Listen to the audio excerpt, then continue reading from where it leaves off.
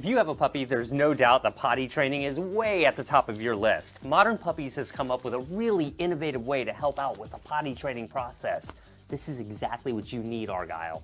This is the Potty Training Puppy Apartment, and it's literally a crate with 2 separate rooms. So on this side, you have a bedroom for your dog, and on this side, you have a potty area for your dog. Let's get Argyle comfortable with going in and out of the puppy apartment. The logic is that as your dog starts to associate this area with their bedroom, they're unlikely to go potty over here, and then they'll go over here to do their business, since many dogs naturally avoid going potty directly where they sleep. So it's great for times when you can't directly supervise your dog or let them out. This isn't just for puppies either. You can use this for adult dogs who are being potty trained. Another way to use this too is as an alternative bathroom for your dog. So for times when the weather is really bad, you'll have a different place for them to go. The Potty Training Puppy Apartment comes in many sizes to fit all types of dogs. You can get the Potty Training Puppy Apartment at modernpuppies.com. I'm gonna have a link in the description along with a coupon code that's gonna give you a nice discount. Click thumbs up for Argyle, the Westie puppy. Make sure you're subscribed to my channel. When you're new to training your dog, it's easy to feel overwhelmed, especially if you have a puppy like Argyle, who's just about 4 months old or so.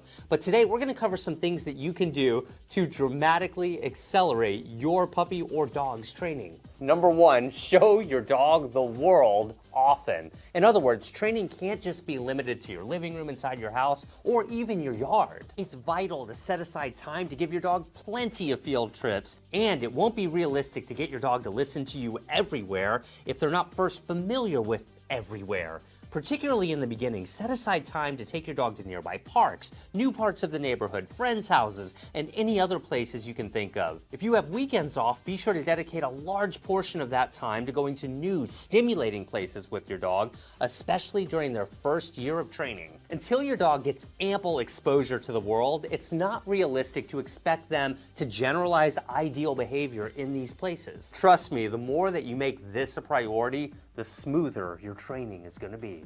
And that's what we want, isn't it? Second, understand that all training needs context. But what do I mean by that?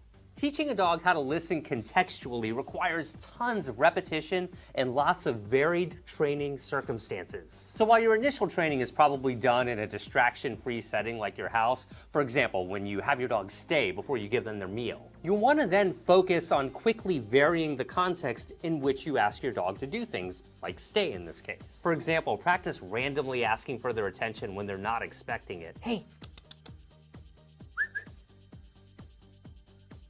Yes, good job. So right there, it was a little tough to get his attention because he was focused on something else.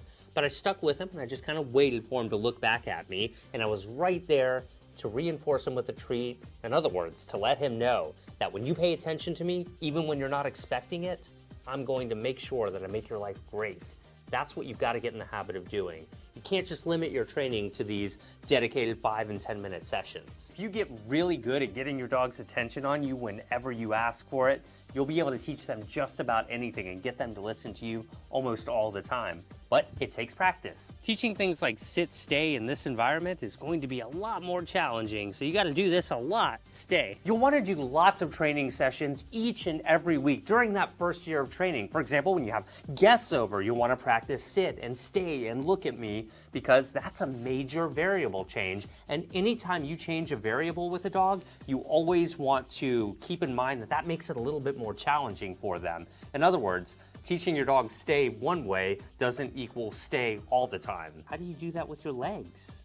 That's really cute. If you find your training is looking too familiar all of the time, that's your cue to start mixing things up a bit. So make sure you get to those public places and start training your dog how to do all of their basics. It's important that you do these training sessions spontaneously. I mean, at least as far as your dog is concerned anyway. As you get good at getting your dog to take direction from you on a moment's notice when they're not expecting it during these set-up training sessions, you're increasing the likelihood that they're going to listen to you when it really counts, when you actually are surprised. So, set up lots of training sessions that really mimic real life. What I'm saying is, be unpredictable with your training after your dog has initial progress. This is a huge one. Be tolerant.